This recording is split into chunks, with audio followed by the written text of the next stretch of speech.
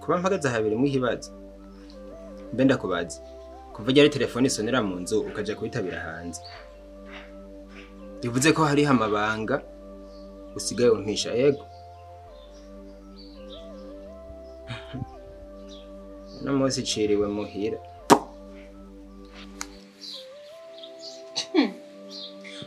ndakubaza telefone yose nerefonye bishobora ko ndayitabira imbere yawe wewe ko hari bizina telefone yiwawe bigeze nabwira ati ma telefone ngo nandikire umuntu canke nerefone umuntu umwanya abantu nerefonye nasohotse hanze nditaba ko nawe nabonye uri muri bizina telefone yiwawe seje se kumena umutwe kandi n'ikindi naco vraiment no kurumba barije shabo tuvugana nabi navyumva fiso kwitaba fiso kureka fiso nitabira naho atarabona ashobora kwitabira kandi n'ikindi naco mbare shabo tuvugana nabi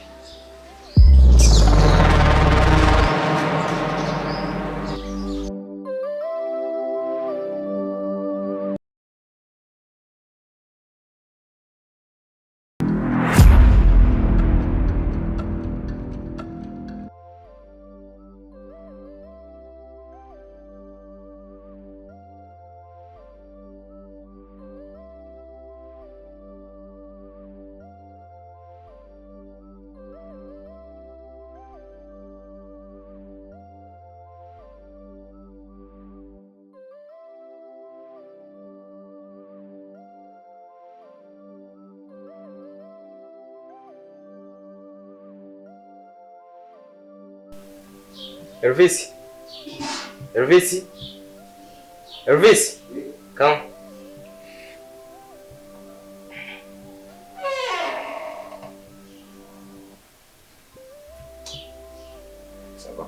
Ça va bien?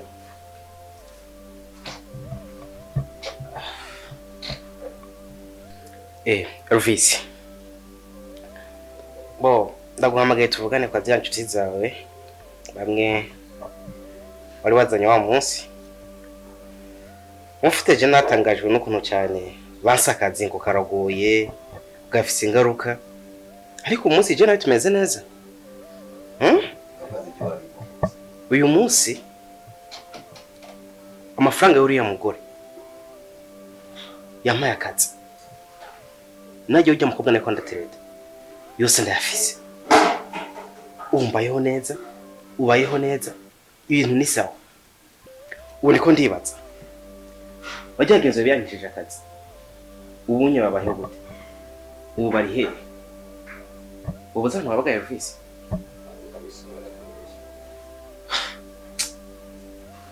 umuntu yavuze ngo utazi umutaho nyako ndabona ntiyabeshe abantu nk'abariye umuntu abereka ibintu byabahindurira ubuzima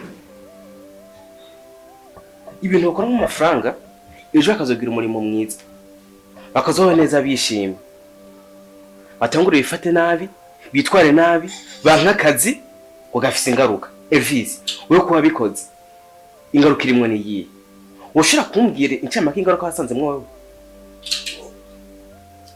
cyekorera amafaranga y'amafaranga kandi ubuzima ngaha tubayemo kwinosi n'amahera Buki ntazo ko je ndabona kubera nta mutyaje byanteye ikasi twakoze neza kandi umutekano ntangere ubu ni sawa rero kombweye ko inoti uyifise yose yabajya abantu bose kuraba kungene shaka ko muri kibazo kagenda neza ntagire izindi ngwara zishobora kudutera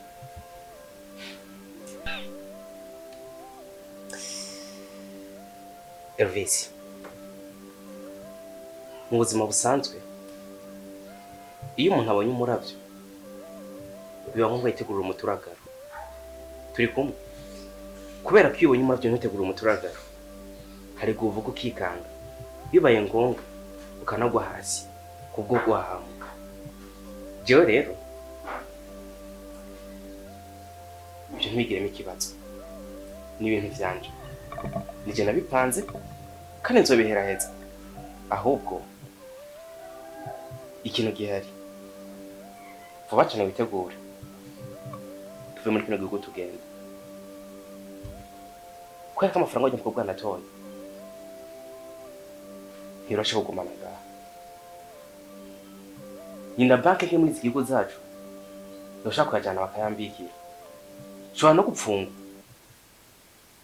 hari amafaranga umuntu agira ugasanga agiye gusigura ku ntabaza amafaranga ivyo ugaragara ugasanga isi rwose yotanga yoba ari imushyira mu gafa gusa niyo mpamvu soma ko tuyajyamana muri iyi nzu cyangwa ngo tuyabane ngaha vuba cyane tuve hano tugira iki tugende turi kumwe hama nta byinshi twavuganira turi muri kino kibanza cyane turi ngaha muhira nimba ufise umwanya ata gahunda ufise umunsi ku mugoroba witegure dusohoke tuve ngaha tugende ndakubwira ko tuyagira hano bo jana tingamba ndafise nta kibazo sure yes okay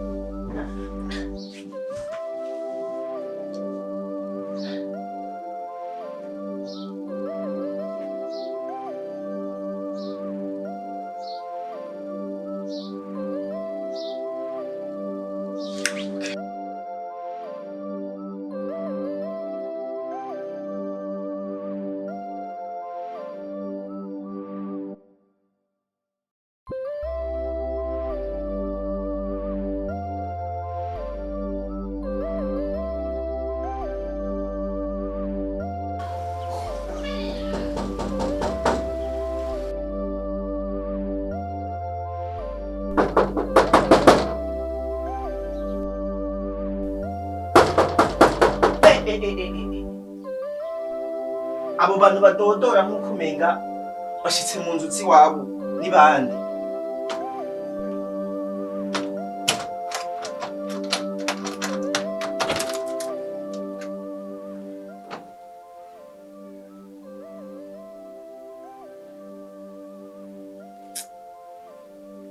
Isa madame. Isa. Uri imbere mu rugo rwanje. Uri mu rugo rwanje? Urashobora kudodora nk'uko umenga ushitse mu rwawe?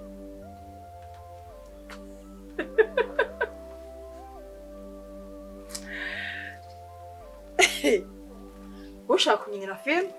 Uko ndavyibaza. Eski wowe urinde mu rugo rw'iwanje? Ndikunda kuza nawe ukambaza. Serugo wawe n'urugo ari hehe? Madame, urashobora kuba udariko uratahura ibijanye n'ivyaha hantu.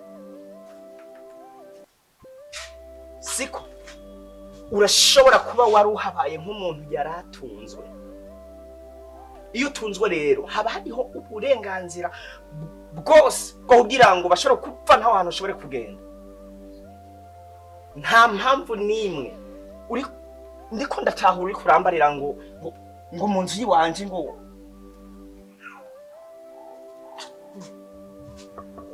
Mbona nkubatse. Ndavuga ukavugiriza. Nakujesha kunyishura impamvu uri muri runo rugo.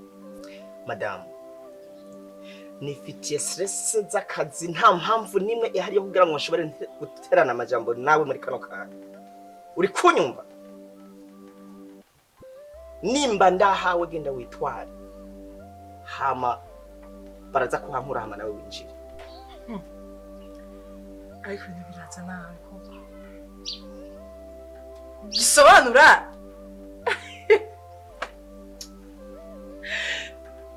Bala yaje reka nwenge kuko simbona aho noshobora kuririra.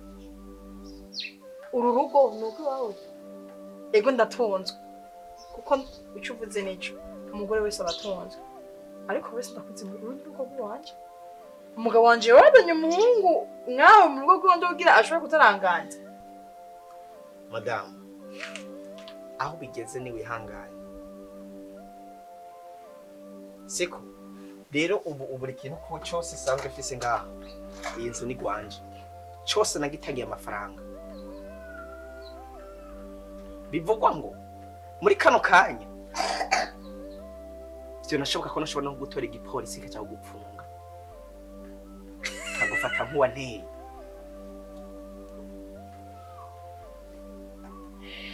Uranciye intege. Inzu ni gwawe. Ibiri mu tubise n'ivyo wawe. Why? Umugabo wanje tuvuga ati geragurishije.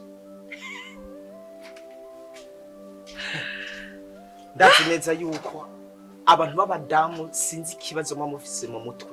Ikintu cyo gutahura kirabagora. Ibyo ndiko ndavuga nibaze yuko uri kurabitahura. Naco nshobora guhindura. Genda uganiriza umugabo wawe. Araza kuguha noso y'ibi byose. Wakoze.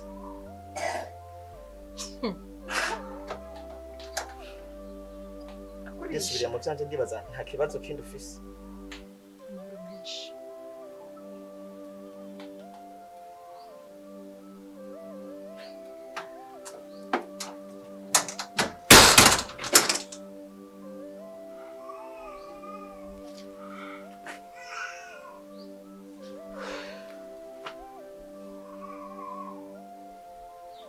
Urisha. Oya. Ibyo se babikoze kubera iki? Giye kuba wande koko.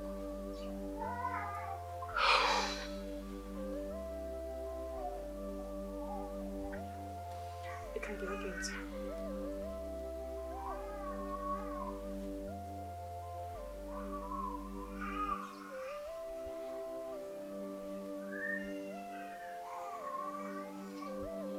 Chimiji. Mon Dieu. Tabigenza gute?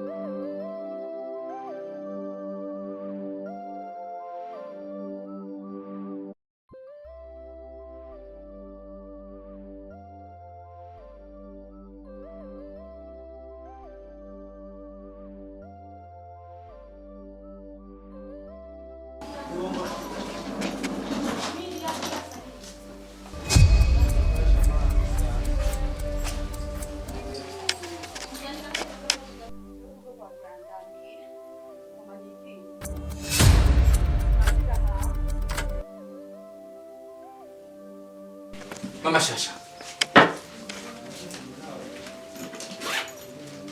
Mama Shasha. Habaye iki? Chendagiye. Utamufashwa n'iki? Uce. Ugomba uturugo. No buri yonje. Ego kore. Habaye. No buri yonje. Ndakwinginze ushire hasi kumbwira ikintu cyane n'ikiba. Hamwe utekera ibintu byose. Habaye. Isa tena arambiwe. Warambiwe n'iki? Warambiwe n'iki? Isa nige nabyo urugo rwawe. Habaye iki?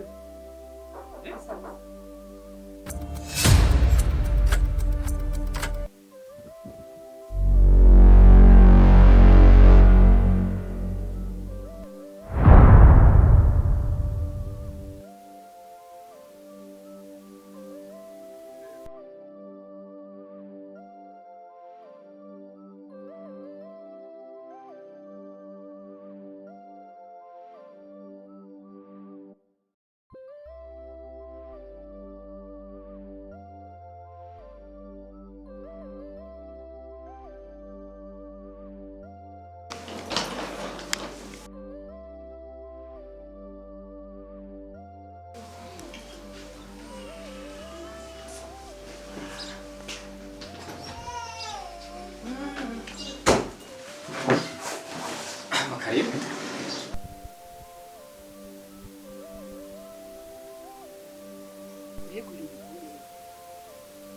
Aja ngo niki ngaha. Begi diri baba yapfuye.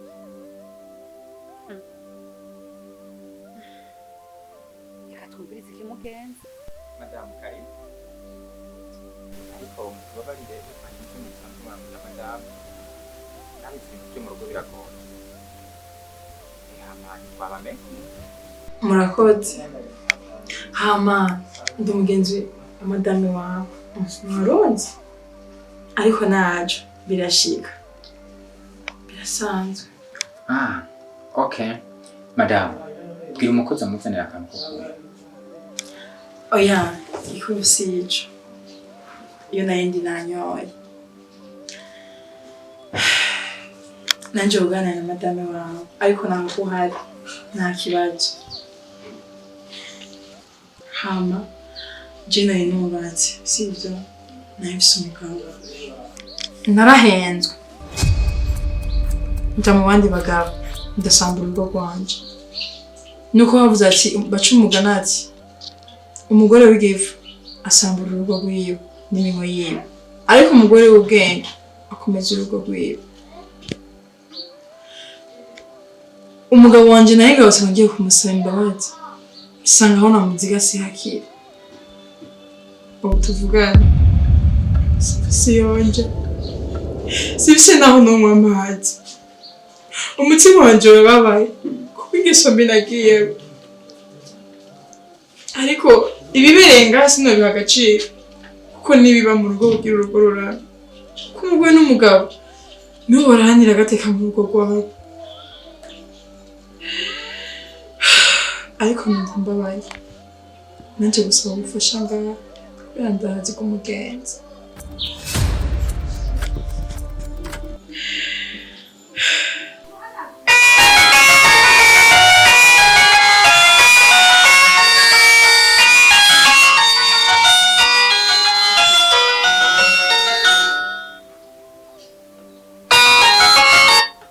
Allô? Oui. Allô, ndabumva muri bande? Ndi Mama Shasha. Ego. Mama Shasha sasa yapfuye yo. Yes! Ya!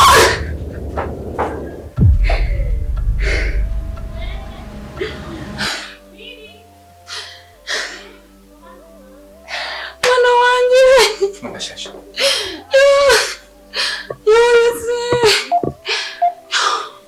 Mwana wanjye sa. Ibintu bike. Oh, Shasha yapfuye. Yo! Yo!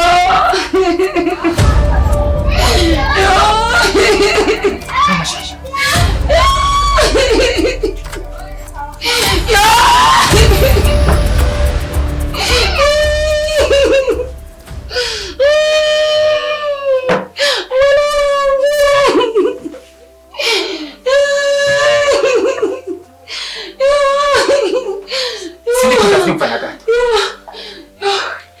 Sindiko ndavyumva na gato.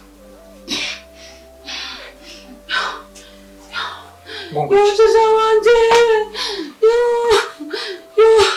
Shasha wanje ragiye. Shasha wanje ragiye.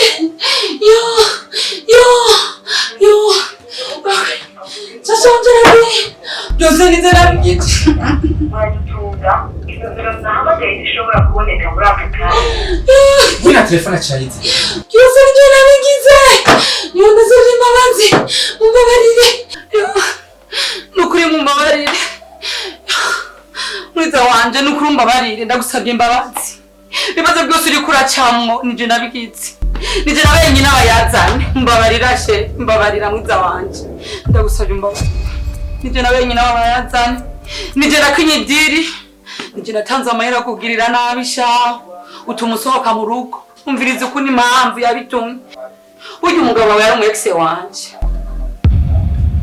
Kandi ndazi ko bigutangaje mbabarira. Nagomba ko tuzosubirana. Mbabarira.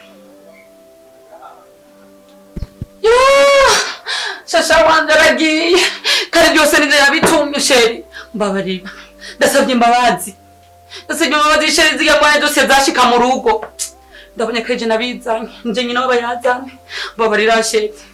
Ntabwo tubyara umwana wa kabiri. Stop. None ko nari mfise karagi. Ndakwingiza kakanya. Sheri mbabarira. Mbabarira sheri.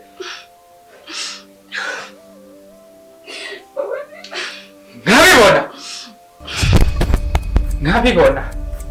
Sheri mbabarira. Misi yose nkaguma mbona.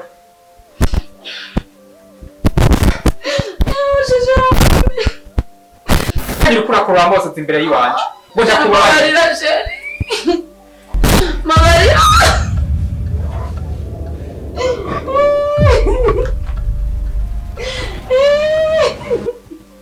Ngiye kuba. Mbabarira. Byose nije nabigize mbabarira. Baracyumugani mu kirundati. Hindi ubyibonere. Agakuko kari mishugu. Wewe nabone ibiki ngaha? Boss. Nibiki ngaha we? Umuntu akagira ngo numvise abantu bariko bararira. Habaye iki? Ndakwinginze usohoke. Ndavuga ati sohoka.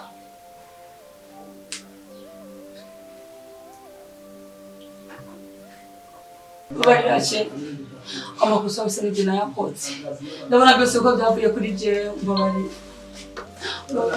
Ndicujije amakosa yose nakoze. Ibyo bari byose nije nakoze. Mbabarira sheri. Mbabarira. Mbabarira. Yes!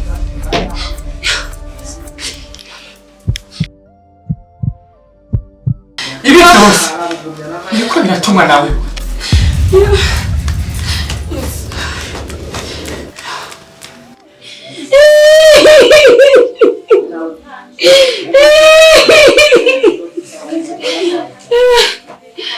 Baraciye umugari mu Kirundi.